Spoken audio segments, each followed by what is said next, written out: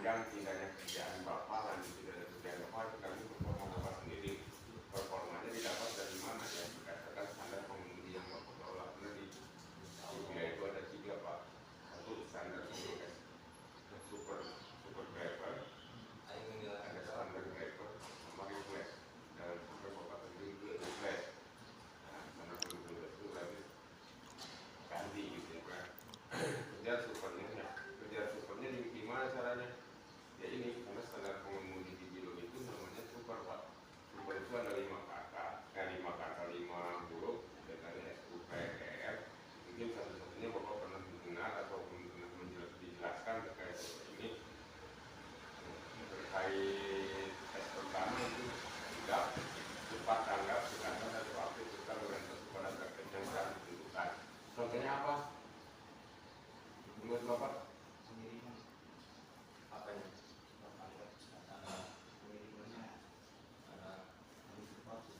Pengiriman lebih cepat. Jadi cepat tanggap, sekatan dan proaktif serta berorientasi pada target yang telah ditentukan. Kita ambil maknanya atau siap ditempatkan di mana saja, siap bekerja sesuai arahan, siap bekerja sesuai jadwal. Intinya absensinya Bapak harus masuk jam sekian, harus masuk. Cepat tanggap, Bapak ditugaskan jam segini harus masuk, yaitu cepat tanggap.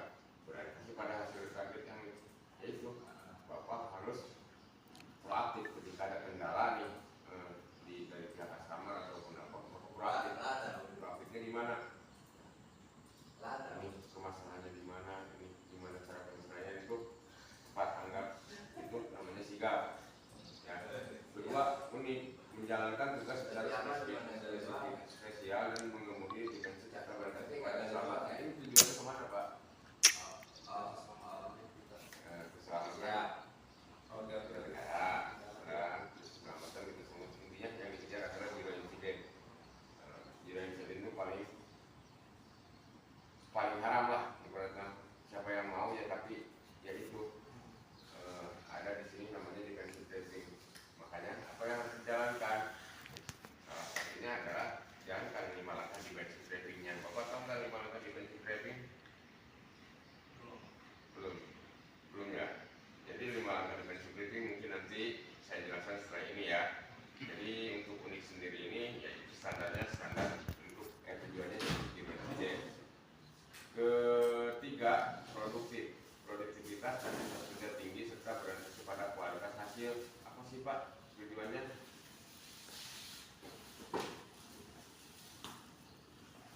Harusnya kalau udah training sedikit-sedikit ada gambaran gitu.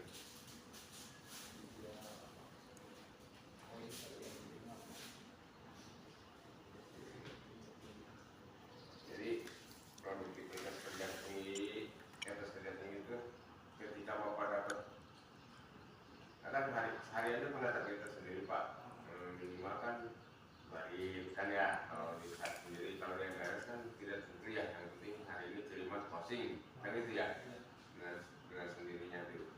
Jadi ya ketika target-target itu tercapai, ya produktivitas Bapak itu ya mendapatkan hasil dengan kualitas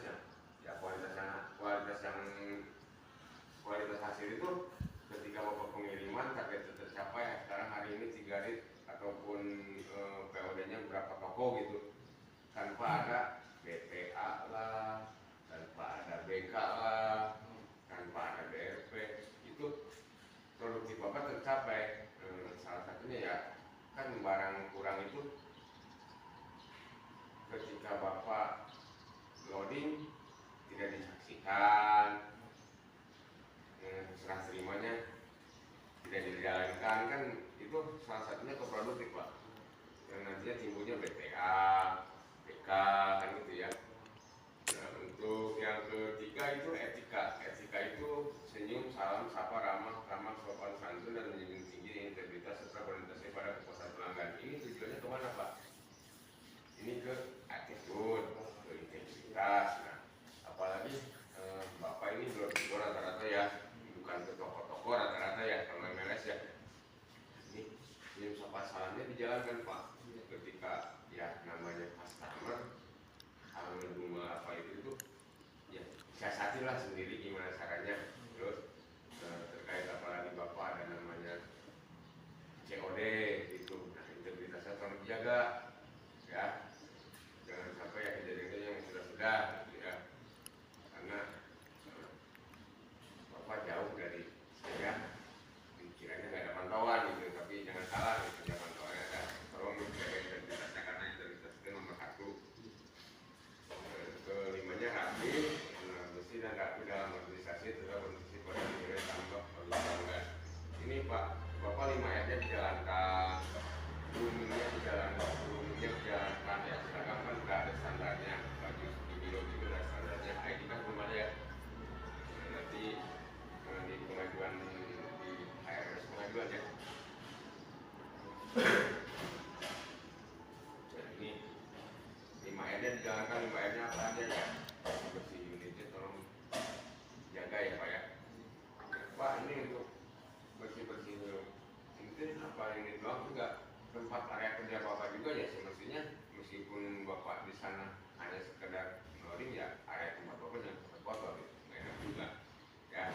Jadi program 5R-nya dijalankan di kelas rapi resika wajib, mungkin Bapak ini tahu terkait 5R ini kalau dijalankan. Nah, untuk standarnya kan Bapak udah tahu nih, standar BPD 1 gimana nih, Bapak mungkin yang ini merah, rambut pendek nih, jenggot, kumis nih, aroma ya, pokoknya ini jalankan untuk groomingnya. Ini Mas sebenarnya Pak di sana sama nggak dokumennya? Nggak ada pakai form, nggak ada. Soalnya pakai aplikasi aja ya, akses semua. Ini mungkin Pak. Oke Pak, kalau di kendaraan MLS ada stiker kayak gini nggak? Nggak ada stiker kayak gini. Bapak pernah lihat stiker ini nggak? Pernah. Segini. Yang ini doang, segini. Gue semua mobil? Enggak. Yakin? Di mana? Di mobil suka ada nempel. Pada nempel ini. Yakin cuma segini? Iya. Cuma segini? Oh, Oke. Tapi ada kan? ada. Menurut Bapak ini ada artinya nggak? Ada. Ya, nanti saya catat. Ini salah satu contoh potensi kecelakaan yang sering terjadi di jalan ya. Salah satunya satu menikung tajam, terus turunan, tanjakan, ini sen kanan sen kiri, sen kanan sen kanan, sen kanan belok ini jadi ini apa? Timbangan, ini terkait blind spotnya, ini mobil brandnya itu blind spot. Dibilangnya kalau kita dari sepion tidak ada, tapi jarak pandangnya karena kita tertutup ya. Nah, juga salah satunya blind spot juga ya. Ini yang biasa asal keluarga. Oke, ini yang tadi berpatokannya ke yang unik itu tadi Pak, yang berada yang tujuannya zero incident. 5 langkah dasar di prosedurnya ini yang harus dijalankan tiap hari Bapak. Jalankan, pahami, jalankan, dan harus ngerti ini karena salah satunya sering ditanya ini satu, pahami dinamika kendaraan. Apa sih arti pahami dinamika kendaraan?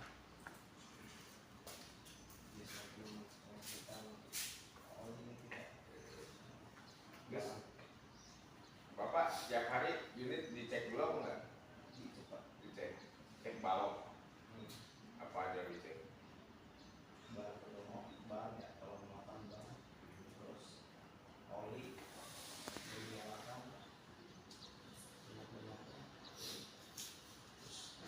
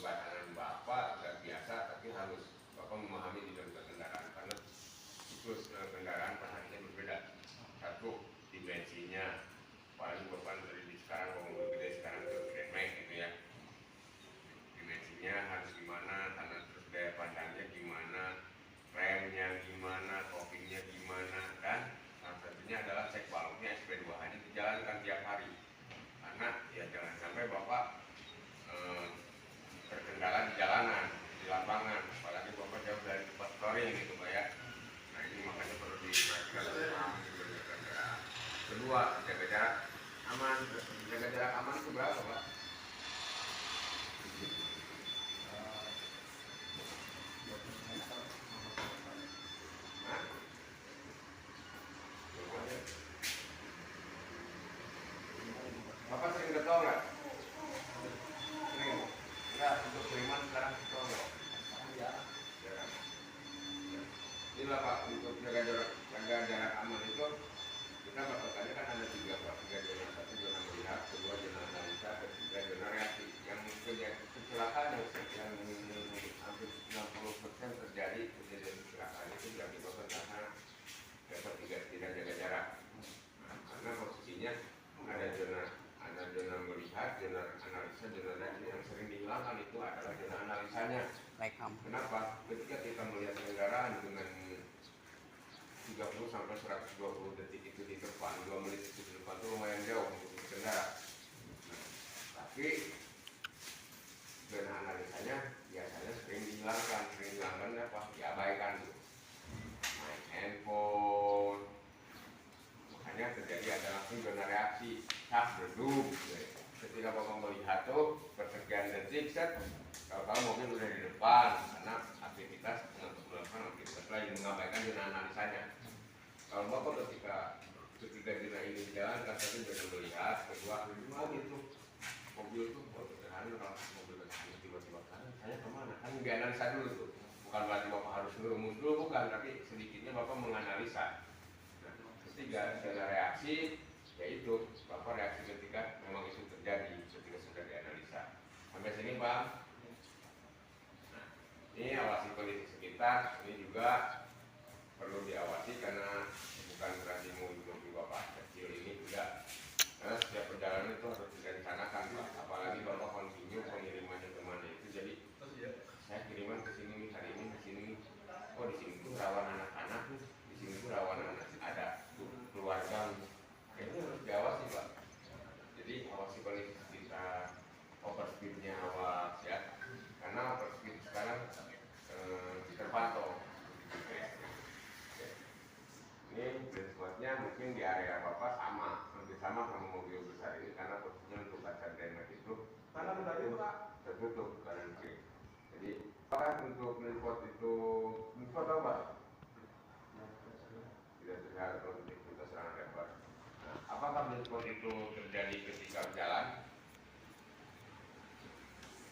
Jalan saja atau tidak? Tidak. Nah, meliput itu bisa terjadi ketika kita sudah berhenti. Ini kenapa ketika kita parkir yang awalnya makanya kita harus cek dulu awal di belakang ya. Itu juga meliput. Nah ini Bang biasa hindari distraksi dan paham marka. Ini yang sering terjadi Pak, main HP, mentang-mentang kerjaan kita pakai HP, ya itu jangan Pak ketika berkendara. Ya, sampai yang mending kalau di cuma sekedar di telepon sama saya gitu, ini takutnya ini visual malaikat doang gitu Pak. Jadi hindari ketika berkendara itu main handphone. Bukan pajangan ya, tolong marka jalan, rambu-rambu itu bukan pajangan, tolong diperhatikan mana yang harus dilalui, mana harus di ini. Bapak ngerti kan terkait marka sama rambu bedanya tahu nggak? Nah, marka apa Pak? jalan-jalan sampai garis ini. Dari sampai itu rambu-rambu. Oke, kita ke marka Pak, rambu Pak. Tolong dilarang parkir yang mana Pak? Oke. Kalau ini apa Pak? Dilarang putar balik. Ada ini?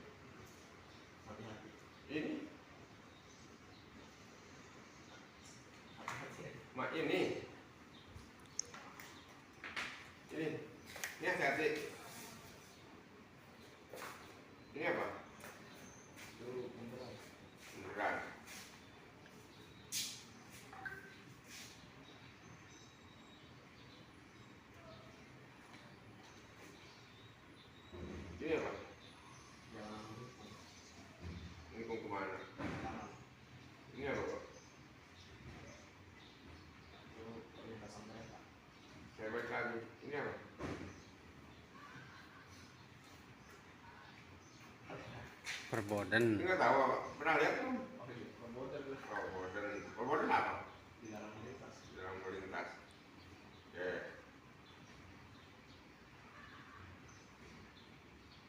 Ini Talang longsor. saya jelaskan Pak. Di rambu-rambu lalu lintas itu ada 3 warna, 4 lah, 3 warna ya. Karena ada 3 golongan itu untuk rambu-rambu itu. Satu kan warnanya apa aja? Merah, kuning, hijau. Hijau, ada biru kan? Ada. Nah itu 3 warna itu tuh yang berbeda Pak. Maknanya kayak ini merah sama kuning. Sama apa enggak? Beda. Nah, menurut Bapak,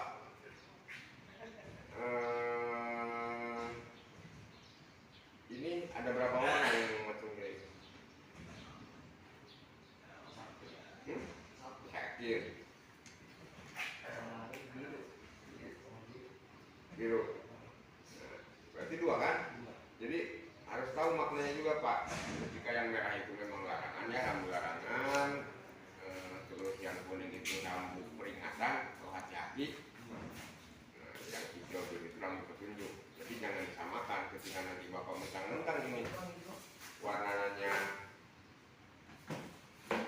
ada di sini yang warna apa? Warna komplit ini.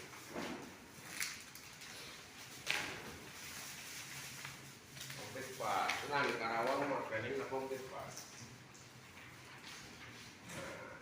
Nah, ini nih. Tuh, gua lupa lagi tweet. Terus, Gua lupa lagi. menurut Bapak ini sama apa enggak? Gua tak. Sama. Fungsinya? Abang.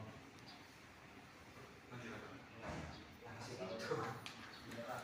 Yang mana yang harus tahu?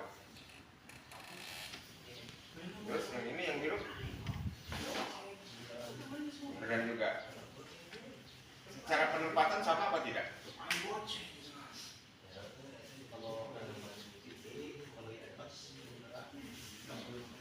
Ini sebelum. Jadi nah itu makanya harus kita bedain. Kuning itu sebagai penanda bahwa peringatan awas di depan ada. Biru ya itu lokasinya, petunjuknya. Merah parah. Oke, sampai situ ada pertanyaan Pak. Jangan sampai nanti tidak mengerti, lebih paham juga tentang nomor lintas. Jadi dipertanyakan terkait SIM-nya, ya. Oke, sampai situ ada pertanyaan lagi Pak. Oke, terima kasih atas waktunya Pak. Tolong diisi materi yang diisi tadi.